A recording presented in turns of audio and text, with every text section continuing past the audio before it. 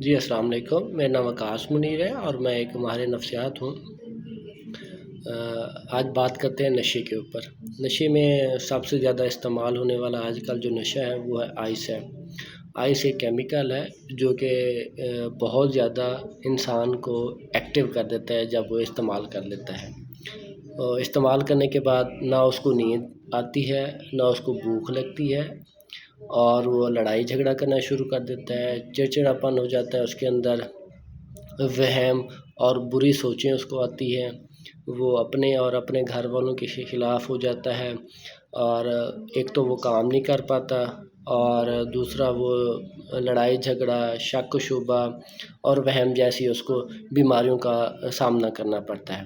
اگر آپ یا آپ کا کوئی پیارا اس قسم کے نشے کا استعمال کرتا ہے تو اس کو فوری طور پر کسی سینٹر میں داخل کرائیں۔ Thank you so much.